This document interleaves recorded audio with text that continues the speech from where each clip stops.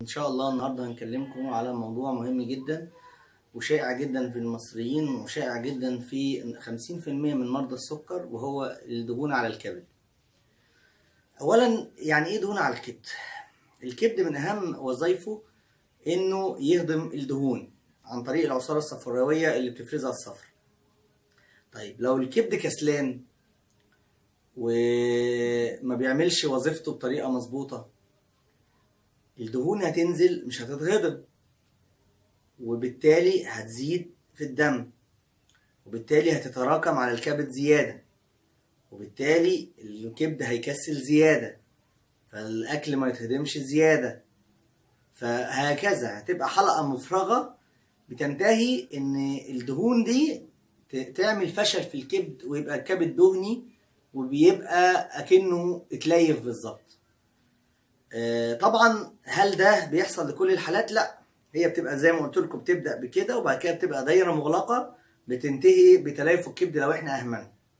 لكن ان شاء الله بالتعليمات في الاكل وبالعلاج بالدايره دي بنقطعها. طيب دهون الكبد زي ما قلنا ان هو مشائع جدا. اللي عنده نسبه سمنه عاديه بتبقى جزء منه دهون على الكبد. بعض زي ما قلت لكم 50% من مرضى السكر بيبقى عندهم دهون على الكبد. دهون الكبد مهمة قوي. طب احنا بنعالج دهون الكبد ازاي؟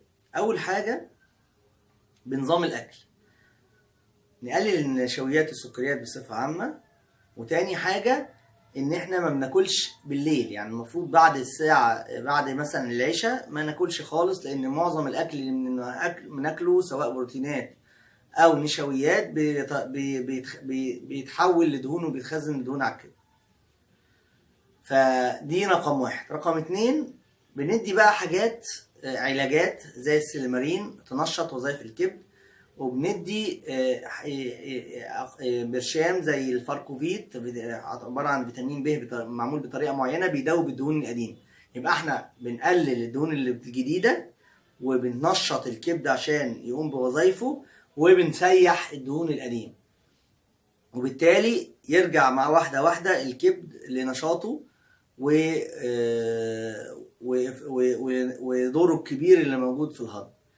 طيب اعراض الدهون على الكبد ايه؟ ممكن تلاقي اعراض زي الكسل، عايز ينام على طول. ممكن بقى انت لما تيجي تكشف عليه بتحس طبعا الكبد طبيعي بيبقى من ناحية اليمين كده تحت الضلوع في الطبيعي، وهو في حجمه الطبيعي ما بنحسوش. لكن اللي عنده دهون على الكبد بيبقى فيه سن تضخم، فبنقدر احنا يخبط في ايدينا واحنا بنكشف عليه. دهون الكبد زي ما قلنا مرض السهل الممتنع، يعني هو مرض سهل جدا علاجه وشائع جدا ما بنقلقش منه، لكن لو اهملناه ممكن يؤدي لتليف شديد على الكبد، وزي فيروس سي او البلهارسيا، الحاجات اللي بتدمر الكبد خالص.